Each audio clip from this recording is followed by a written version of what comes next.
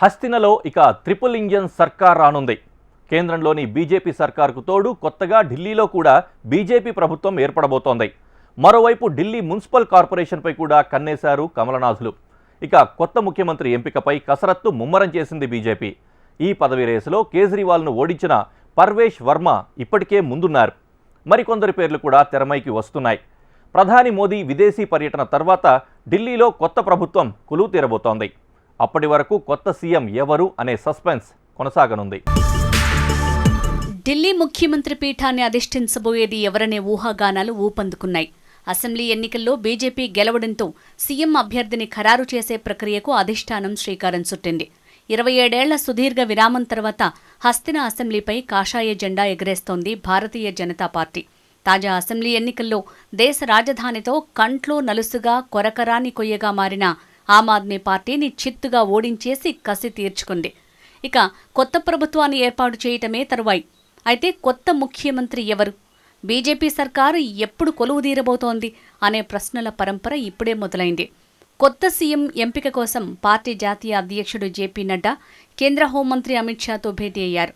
అయితే ప్రధాని Narendra Modi France, America దేశాల్లో పర్యటించనున్నారు. 13వ తేదీన ఆయన తిరిగొస్తారు. ఆయన తిరిగొచ్చాకే ఢిల్లీ సీఎం ప్రమాణ స్వీకారం జరిగే అవకాశం ఉందని బీజేపీ వర్గాలు వెల్లడించాయి. సీఎం ఎంపిక కూడా మోడీ వచ్చాకే జరగొచ్చని తెలిపాయి. ఢిల్లీ ముఖ్యమంత్రి పదవికి పర్వేష్ వర్మకే ఎక్కువ అవకాశాలున్నట్లు ఇప్పటికే సంకేతాలు వెలువడ్డాయి. ఆయనే సీఎం అవుతారని ప్రచారం జరుగుతున్న పార్టీ అగ్రనాయకత్వం అనూహ్య నిర్ణయం తీసుకున్నా ఆశ్చర్యం లేదంటున్నారు. ఇటీవల అసెంబ్లీ ఎన్నికలు జరిగిన మధ్యప్రదేశ్, రాజస్థాన్, ఛత్తీస్గఢ్, ఒడిశాల్లో పెద్దగా పేరు ప్రఖ్యాతలు లేని నేతలను ముఖ్యమంత్రులుగా బీజేపీ నియమించడం తెలిసిందే. సీఎం పదవి ఎంపికలో సామాజిక సమీకరణాలు, భవిష్యత్ అవసరాల్ని కూడా పరిగణనలోకి తీసుకుంటున్నారు. పూర్వాంచల్ నేపథ్యమున్న నేతను లేదా మహిళను, లేదంటే సిక్కు వర్గం నాయకుడిని సీఎంను చేస్తే ఎలా ఉంటుందన్న దానిపైన బీజేపీ పెద్దలు సమాలోచనలు జరుపుతున్నట్లు తెలుస్తోంది. ఢిల్లీ బీజేపీలోని సీనియర్ నేతలు, కొత్తగా ఎమ్మెల్యేలుగా ఎన్నికైన సతీష్ ఉపాధ్యాయ, విజేందర్ గుప్తా, ఆశిష్ సూద్, పవన్ శర్మ, రేఖా గుప్తా, శిఖా రాయ్, కేంద్ర మంత్రి హర్ష్ మల్హోత్రా, ఎంపీ మనోజ్ తివారీ పేరు కూడా సీఎం పదవి కోసం చక్కర్లు కొడుతున్నాయి. వీరిలో విజేందర్ గుప్తా గతంలో ఢిల్లీ బీజేపీ అధ్యక్షులుగా ఉన్నారు. ఆ ప్రభుత్వం హయాంలో అసెంబ్లీలో విపక్ష నేతగా వ్యవహరించారు. సతీష్ ఉపాధ్యాయ కూడా గతంలో పార్టీ అధ్యక్షునిగా పనిచేశారు. ఆర్ఎస్ఎస్తో సత్సంబంధాలున్నాయి. ఇక ఆశిష్ సూద్కి దక్షిణ ఢిల్లీ నగరపాలక సంస్థ నడిపిన అనుభవం ఉంది. ప్రస్తుతం ఆయన అస్సాం రాష్ట్రానికి పార్టీ సహబాధ్యునిగా ఉన్నారు. ఒకవేళ బీజేపీ అధిష్టానం మహిళలకు అవకాశం కల్పించాలి అని భావిస్తే రేఖా గుప్తా, శిఖా రాయ్లలో ఒకరిని పార్టీ ఎంచుకోవచ్చని తెలుస్తోంది. ఎమ్మెల్యేలను కాకుండా సిట్టింగ్ ఎంపీలో ఎవరినైనా సీఎం పీఠంపై కూర్చోబెట్టాలని భావిస్తే మాత్రం హర్ష్ మల్హోత్రా, మనోజ్ తివారీలలో ఒకరికి అవకాశం దక్కొచ్చు. కాగా ఇప్పటివరకు అందుతున్న సమాచారం ప్రకారం పర్వేష్ సింగ్ వర్మకి ఢిల్లీ ముఖ్యమంత్రి పదవి చేపట్టే అవకాశాలు ఎక్కువగా ఉన్నట్టు కనిపిస్తోంది. జాట్ నేత అయిన పర్వేష్ న్యూఢిల్లీ నియోజకవర్గంలో మాజీ సీఎం ఆప్ అధినేత అరవింద్ కేజ్రీవాల్ను ఓడించి సంచలనం సృష్టించడం తెలిసిందే.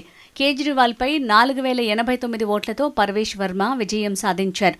వర్మకు 30,088 ఓట్లు, కేజ్రీవాల్కు 25,999 ఓట్లొచ్చాయి.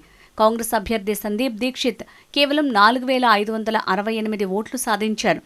పర్వేష్ సింగ్ వర్మ అంతకుముందు 2013లో అసెంబ్లీకి, ఆ తర్వాత 2014, 2019 పార్లమెంటు ఎన్నికల్లో పశ్చిమ ఢిల్లీ లోక్సభ స్థానానికి ప్రాతినిధ్యం వహించారు. పర్వేష్ వర్మ తండ్రి సాహిబ్ సింగ్ వర్మ గతంలో ఢిల్లీ ముఖ్యమంత్రిగా పనిచేశారు. ఆయన మామ ఆజాద్ సింగ్ ఒకప్పుడు ఉత్తర ఢిల్లీ మున్సిపల్ కార్పొరేషన్ మేయర్గా పనిచేశారు. పర్వేష్ వర్మ 2013 అసెంబ్లీ ఎన్నికల్లో ముడ్కా నుంచి బీజేపీ అభ్యర్థిగా బరిలోకి దిగి విజయం సాధించారు. పర్వేష్ భార్య స్వాతి సింగ్ మధ్యప్రదేశ్ బీజేపీ నాయకుడు విక్రమ్ వర్మ కుమార్తె. ఢిల్లీ అసెంబ్లీలో 27 ఏళ్ల తర్వాత బీజేపీ అధికారం చేపట్టడం బీజేపీ శ్రేణులకు ఎంతో ఆనందాన్నిస్తోంది. ఇక్కడ మరో విశేషం ఏంటంటే ఢిల్లీలో ఇప్పుడు ట్రిపుల్ ఇంజన్ సర్కార్ రాబోతోంది. సాధారణంగా కేంద్రంలో, రాష్ట్రంలో ఒకే పార్టీ అధికారంలో ఉంటే డబుల్ ఇంజిన్ స్పీడ్తో అభివృద్ధి జరుగుతుందని బీజేపీ నేతలు చెప్తుంటారు. ఈ ప్రచారం బాగానే ఫలించింది. అయితే ఢిల్లీ ప్రజలకు మాత్రం ట్రిపుల్ ఇంజిన్ ప్రభుత్వం అనుభవంలోకి రానుంది. అత్యంత కీలకమైన Delhi municipal corporation mayor MCD ఎన్నిక 2 నెలల్లో జరగనుంది. ఈ ఎన్నికల్లో బీజేపీ నెగ్గితే దేశ రాజధానిలో ట్రిపుల్ ఇంజిన్ ప్రభుత్వం కొలువుదీరినట్లే అంటున్నారు.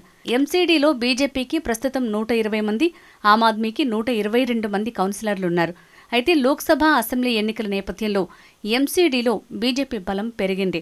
రాష్ట్రంలో బీజేపీ ప్రభుత్వం కొలువుదీరగానే మేయర్పై అవిశ్వాస తీర్మానం పెట్టి గద్దె దించాలని పార్టీ అధిష్టానం నిర్ణయానికి వచ్చినట్టు సమాచారం. తర్వాత మేయర్ పదవిని సొంతం చేసుకోవాలని భావిస్తున్నట్లు తెలుస్తోంది. ఈ దిశగా వ్యూహరచన చేస్తున్నారు కమలనాథులు. మరోవైపు ఢిల్లీ అసెంబ్లీకి తాజాగా జరిగిన ఎన్నికల్లో 31 మందిపై క్రిమినల్ కేసులు ఉన్నట్లు ప్రజాస్వామ్య సంస్కరణల సంఘం ఏడీఆర్ నివేదిక చెప్తోంది. మొత్తం 70 మంది ఎమ్మెల్యేల్లో 31 మందిపై క్రిమినల్ కేసులున్నాయి. వీరిలో బీజేపీ వారు 16 మంది, ఆప్ వారు 15 మంది ఉన్నారు. కొత్తగా ఎన్నికైన 17 మంది అభ్యర్థులపై హత్యాయత్నం, మహిళలపై నేరాలు వంటి తీవ్రమైన క్రిమినల్ కేసులు ఉన్నట్టు తెలిపింది. తీవ్రమైన క్రిమినల్ కేసులను ఎదుర్కొంటున్న వారిలో భాజపా నుంచి 7, ఆప్ నుంచి 10 మంది ఉన్నారు. కొత్త శాసనసభ్యులకు సగటున 22.04 కోట్ల ఆస్తులు ఉన్నట్లు ఏడీఆర్ తెలిపింది. బీజేపీ సభ్యుల సగటు ఆస్తి విలువ 28.59 కోట్లుగా ఉండగా ఆప్ ఎమ్మెల్యేల సగటు ఆస్తి 7.74 కోట్లుగా ఉంది. ఎమ్మెల్యేల్లో 64% మంది విద్యార్హత డిగ్రీ కంటే ఎక్కువగా ఉంది. 33% మంది విద్యార్హత 5వ తరగతి నుంచి 12వ తరగతి మధ్య ఉంది. కేవలం 5 మహిళలే ఎన్నికయ్యారు.